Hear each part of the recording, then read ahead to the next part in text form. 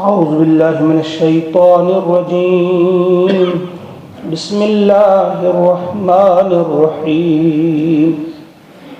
ولقد استهزئ برسل من قبلك فأمليت للذين كفروا ثم أخذتهم فكيف كان عقاب.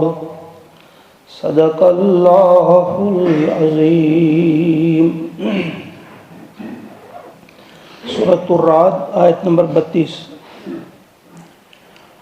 اللہ کا ارشاد ہوتا ہے وَلَقَدْ اور بتحقیق استہزئ مذاق کیا گیا برسل بہت سارے رسولوں کے ساتھ من قبلک آپ سے پہلے، یعنی اے نبی صلی اللہ علیہ وسلم آپ سے پہلے بھی بہت سارے رسولوں کے ساتھ مذاق کیا گیا.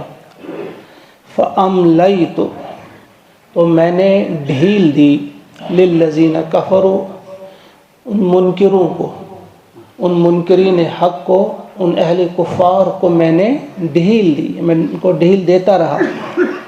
ثم پھر اخذتهم پھر میں نے ان کو پکڑا، اس کے بعد میں نے ان کو پکڑا.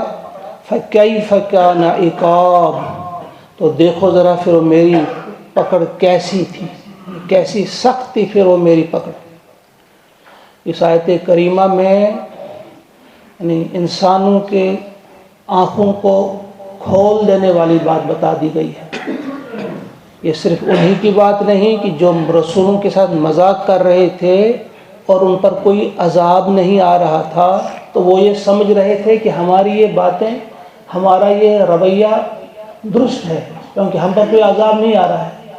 تو اللہ تعالیٰ نے بتایا کہ یہ ان کی بات نہیں، صرف ان کی بات نہیں بلکہ آج تک جتنے ہم نے رسول بھیجے ہیں اور ان میں سے جتنے بھی رسولوں کے ساتھ مذاق کیا گیا، ان کی دعوت کو ٹھکرایا گیا، تو ہم نے ان رسولوں کے جو مخالفین تھے، مقابلہ کرنے والے تھے، ان کو ہم نے ڈھیل دی. لیکن ڈھیل دینے کے بعد جب ہماری پکڑ کا وقت آ گیا تو پھر آپ نے دیکھا نا ہم نے کیا کیا.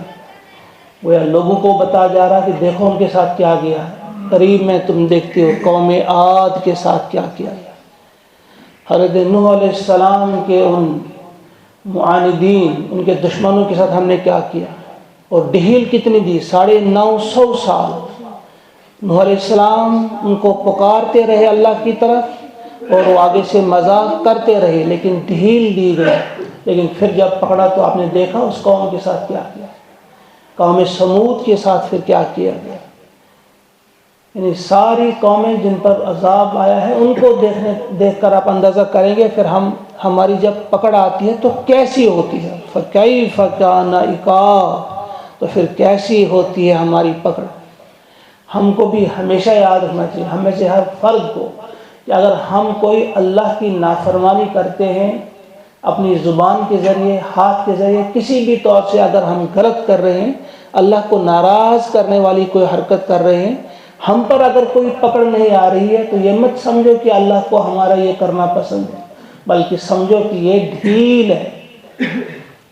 اور اللہ کا طریقہ ہے کہ وہ ڈھیل دیتا ہے، وہ موقع دیتا ہے. شاید کسی وقت یہ اپنے اس دماغ سے کام لے، شاید کسی وقت یہ بے وقوفی اور اپنی یہ حماقت چھوڑ دے اور یہ ایک اچھا مومنانہ رویہ اختیار کرتے ہوئے واپس آ جائے اپنے پروردگار کی طرف.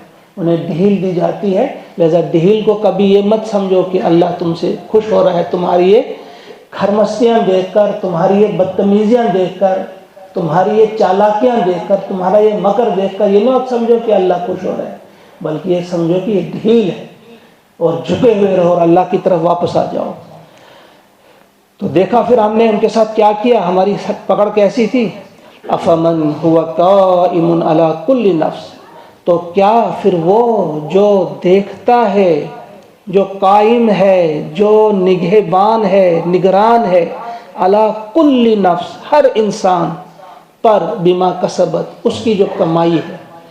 یعنی آپ نے دیکھا ان کے ساتھ ہم نے کیا کیا، تو پھر ذرا خود ہی سوچو جو ایک ایک انسان کی ایک ایک ادا پر نظر رکھے ہوئے ہیں. جب ہی جا کر وہ کسی کو پکڑتا ہے نا. تو کیا وہ ذات جو ایک ایک شخص کی کمائی پہ نظر جس کی ہے، ایک ایک شخص کے اعمال پہ جس کی نظر ہے، تو کیا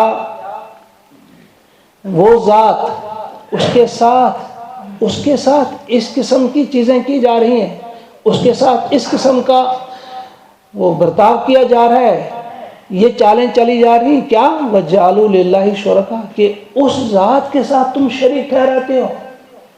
کیا یہ لوگ ایسے ہیں کہ اس اللہ کے ساتھ شریک ٹھہراتے ہیں جو اللہ کی ایک ایک انسان کی ایک ایک حرکت پہ نگاہ رکھے ہوئے ہیں، وہ دیکھتا ہے کون کیا کر رہا ہے. تو اسی اللہ کے ساتھ جو غیب کا جاننے والا، ظاہر کا جاننے والا، ہر چیز کا جاننے والا ہے، اس کے ساتھ ان نے شریک ٹھہرائے ہیں. قُلْ سَمُّوهُمْ اے نبی صلی اللہ علیہ وسلم ان سے کہو ذرا ان کے نام تو بتاؤ جو تم نے اللہ کے ساتھ دوسرے جو معبود گھڑ لیے ہیں، ذرا ان کے نام پتے تو بتاؤ، ہم بھی دیکھتے ہیں یہ کون ہے، ان کا ایڈریس بتاؤ ذرا، یہ کون تم نے گھڑ رکھے ہیں، گھڑے ہیں. ام تنبئونہ کیا تم اس کو اللہ کو خبردار کرنا چاہتے ہو، اطلاع دینا چاہتے ہو کسی ایسے شخص کی یا کسی ایسے معبود کی بما لا یعلم جس کو وہ جانتا ہی نہیں ہے فی الارض زمین میں. یعنی زمین اللہ کی ہے اور اللہ کو خبر ہی نہیں اس کا کوئی شریک ہے اور تم اس کو خبر دے رہے ہو. ام بظاہر من القول یا پھر یہ تمہاری ایک ظاہری بات ہے، ایک احمقانہ بات ہے، جو تمہاری یہ فضول قسم کی بات ہے.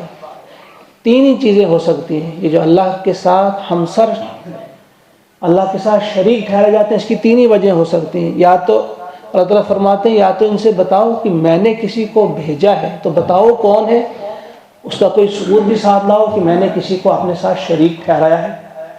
دوسری ایسا ہو سکتا ہے کہ میں نے تو نہیں بھیجا مگر انہوں نے خود اپنے آپ کو کہا ہے، پھر ان کو بھی ذرا دکھاؤ، ذرا بتاؤ یہ کون ہے، تاکہ ہم بھی دیکھیں کہ اس قسم کے احمق، اس قسم کے بیوقوف کون ہے کہ جو اللہ کے ساتھ شریک اپنے آپ کو کہتے ہیں کہ ہم اللہ کے ساتھ شریک ہیں، اور پھر کون ان کے اس مسلک کو ماننے والے ہیں، ان بیوقوفوں کو بھی ہمیں ذرا دکھاؤ. تو پھر تیسری چیز یا تو پھر یہ ہے کہ جب یہ دونوں چیزیں نہیں ہیں، پھر تیسری چیز ایسی ہو سکتی ہے کہ یہ ایسی بکواس کرتے ہیں، بک بک کرتے ہیں صرف اپنی کسی کمزوری کو چھپانے کے لیے یا اپنے کسی کام کو صحیح ثابت کرنے کے لیے کہ نہیں ایسا ہے. پھر یہ تیسری چیز ہو سکتی ہے. کافر اصل میں کیا ہے، بلکہ یعنی حقیقت یہ ہے کہ زینا خوبصورت بنا دیا گیا ہے، خبا دیا گیا ہے للذین کفروا اہل کفر کے لیے مکرہم ان کی اس چال کو. یعنی یہ سب چیزیں کچھ بھی نہیں ہے، نہ میں نے کسی کو بھیجا ہے، نہ انہوں نے کہا ہے کہ ہم معبود ہیں. یعنی جتنے بھی نے معبود ٹھہرائے ہیں، چاہے وہ یہ جو ہیونلی باڈیز ہیں، آسمان میں ستارے وغیرہ ہیں، ان میں سے کسی نے نہیں کہا کہ میں کسی کا معبود ہوں، نہ کسی جن نے، نہ کسی فرشتے نے، اور نہ کسی بزرگ انسان نے. مگر یہ انسان خود ہیں، یہ کسی کو مشکل کشا، کسی کو دستگیر، کسی کو کچھ بنا رہے ہیں کہ یہ بھی ہماری مدد کر سکتے ہیں. تو کہا ان کے لیے لفظ مکر استعمال کیا، یہ ان کا مکر ہے. مکر چال کیوں ہے؟ کیونکہ وہ اپنا کوئی کام نکالنے کے لیے، ان کی اس کمائی میں سے اپنا حصہ پانے کے لیے وہ ایسا کر رہے ہیں.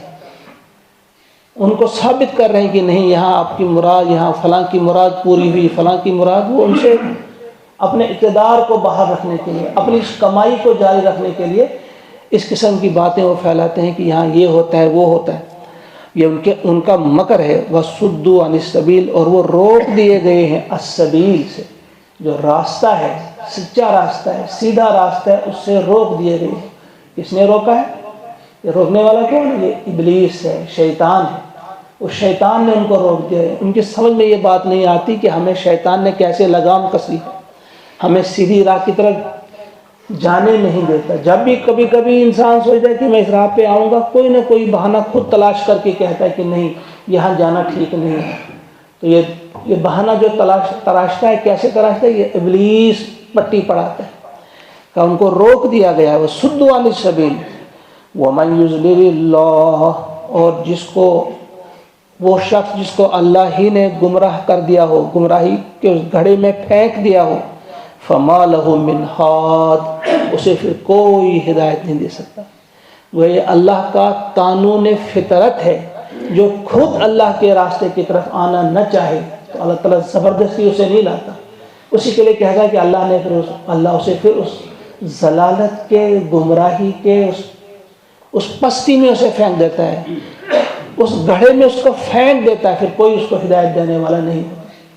لہٰذا یہ انسان کی اپنی کمزوری ہوتی ہے، بھول ہوتی ہے، وہ یہ سمجھتا ہے کہ نہیں میں کوئی بڑا کام کر رہا ہوں کہ میں راستے سے اپنے آپ کو دور رکھ رہا ہوں، اس میں اپنی بہادری سمجھتا ہے کہ نہیں بھائی نہیں، میں اس راستے پہ نہیں جاتا۔ یہ اس کی اپنی بہادری نہیں ہوتی، اس کا شیطان بول رہا ہوتا ہے، کیونکہ ہر ایک انسان کے اندر اللہ تعالیٰ نے ایک شیطان کو بٹھا دیا ہے، اس کو پٹی پڑھاتا ہے۔ اسی لیے سمجھدار اور دانا انسان وہ ہے جو اندر سے ان ابھرنے والے خیالات کو جھانچے، پرکھے، یہ دیکھے اور اس کے بعد فیصلہ کرے کہ یہ جو خیال مجھے آیا ہے یہ مجھے اپنا خیال ہے یا شیطان کی پڑھائی ہوئی پٹی۔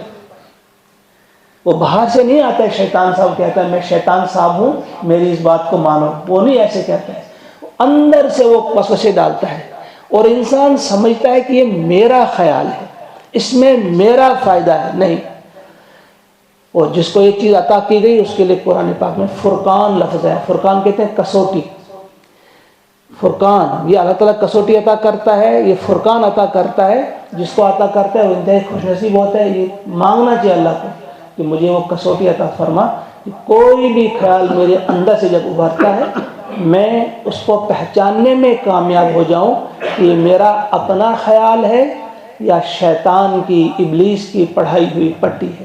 پھر وہ ضرور کوشش کرے گا اس غلط راستے پہ جانے سے بچنے کی کوشش کرے گا۔ اللہ تعالیٰ مجھے بھی، آپ کو بھی، سب کو توفیق عطا فرمائے کہ ہم سب کو وہ لیاقت، وہ صالحیت اور وہ صلاحیت عطا کرے کہ ہم ہر دل میں اٹھنے والی آواز کو پہچاننے والے بنے اور شیطان کی آوازوں کو جاننے والے بنے اور ان کی طرف، اس کی طرف جانے سے بچنے والے بنے ہم سب۔ وصلی اللہ وسلم علی سیدنا و مولانا محمد و آلہ و اصحابہ اجمعین برحمتک یا السلام۔